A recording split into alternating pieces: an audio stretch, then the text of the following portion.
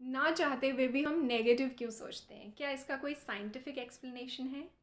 बंधुरात्मात्मनस्तस्य येनात्मैवात्मना जितः अनात्मनस्तु शत्रुत्वे वर्तेतात्मैव शत्रुवत्। भगवत गीता में कहा है कि जिसने अपने दिमाग पर काबू कर लिया, जीत पा ली, दिमाग उसका मित्र है। पर जो ये नहीं कर सका, उसका खुद का दिमाग ही उसके शत्रु यानी दुश्मन के समान है। For those who have conquered the mind, it is their friend. For those who have failed to do so, the mind works like an enemy against them. अब दिमाग पे जीत पाना कोई इतना आसान काम तो है नहीं। मुझे तो नहीं लगता, कुछ ना कुछ नेगेटिव दिमाग में आ ही जाता है।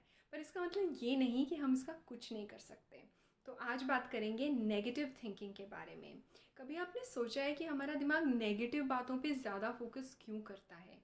फॉर एग्ज़ाम्पल, अगर हमने कुछ नया ख़रीदा और सबने उसकी तारीफ़ की, पर किसी एक इंसान ने कुछ नेगेटिव बोल दिया, बस बाकी सारी पॉजिटिव बातों को छोड़ के हम उस एक कमेंट के बारे में सोचते रहेंगे कि इसने ऐसा कैसे बोला।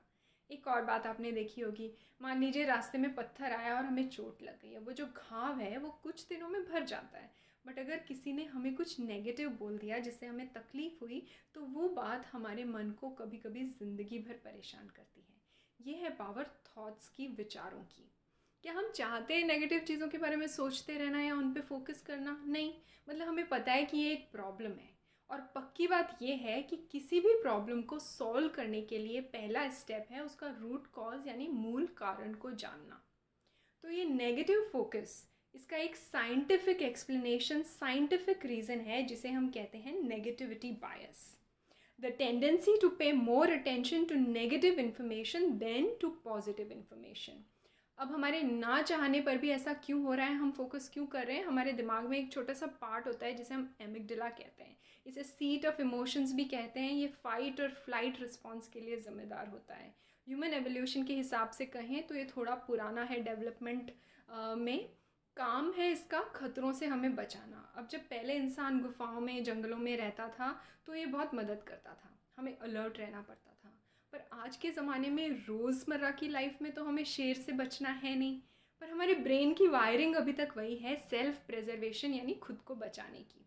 हमारा दिमाग नेगेटिव चीज़ों की स्क्रीनिंग करता है ताकि हम बचे रहें। जब एमिगडाला एक्टिवेट होता है तो हमारी एड्रेनल ग्लैंड्स जो हैं वो स्ट्रेस हार्मोन रिलीज़ करती हैं, कॉर्टिसोल जिसे कहते हैं, ताकि हम कुछ एक्शन लें।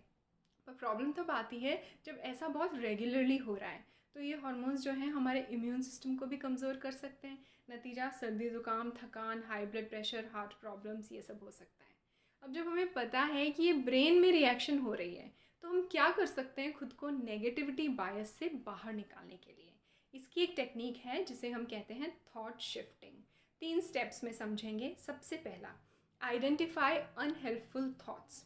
पहला स्टेप, जब भी कोई ऐसा विचार दिमाग में आ रहा है तो खुद को ये याद दिलाएं कि ये एमिगडाला कर रहा है, दिमाग में रिएक्शन हो रही है। दूसरी चीज़, चैलेंज योर थॉट्स। क्या मैं इसके बारे में इतना सोच रही हूँ? क्या ये सच में इतना सोचने की ज़रूरत है? क्या ये इतनी सीरियस या बड़ी बात है?